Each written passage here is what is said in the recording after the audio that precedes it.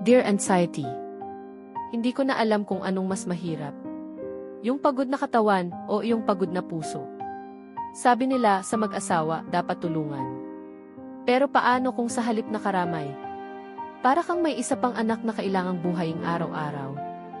Minsan gusto kong sumigaw. Pero lagi kong pinipili ang manahimik.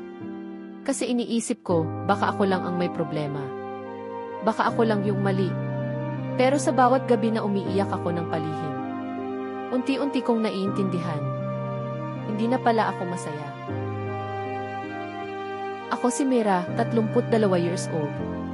Isang simpleng babae na gustong magtaguyod ng tahimik at maayos na pamilya. Nagmahal ako, nagpakasal kay Eric kasi akala ko, kapag kasal na, mas madali na ang buhay. Pero hindi pala. Mas lalo akong napagod. Si Eric may trabaho. Pero kahit kailan, hindi ko alam kung magkano ang sweldo niya. Tuwing sumasapit ang kinsenas at katapusan, parang siya lang ang nakikinabang. Ano babe, magkano sweldo mo ngayon? Tanong ko minsan. Sagot niya, wala na, ubos agad. Marami akong binayaran. Pero hindi ko alam kung ano yung mga binayaran na yun. Wala kaming utang pero lagi siyang wala. Ako na lahat. Bayad sa kuryente, tubig, groceries, bigas, pamasahe ng mga bata. Minsan, kahit pambili ng gatas, ako pa rin. At kapag nagrereklamo ako, ang lagi niyang sagot, ikaw naman ang magaling dyan, diba? Kaya mo naman.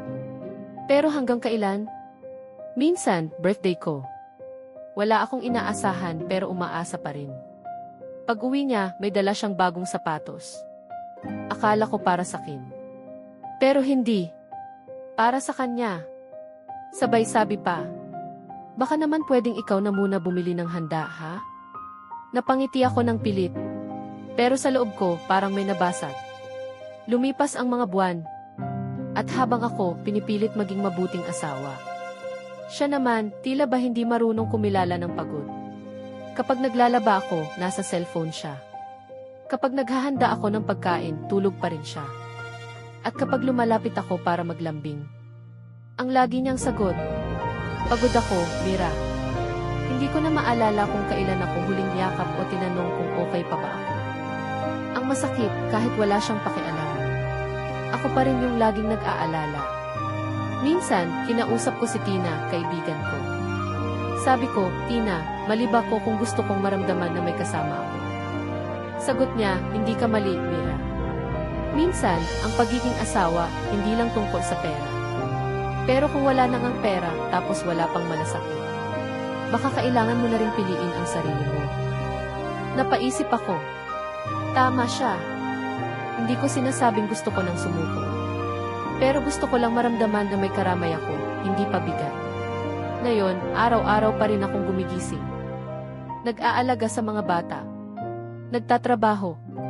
At nagdarasal na balang araw magising si Eric sa katotohanan.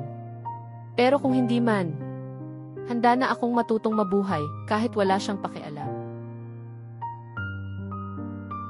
Dear Anxiety, dati akala ko ang tunay na lakas ng babae ay yung marunong tiisin kahit anong sakit.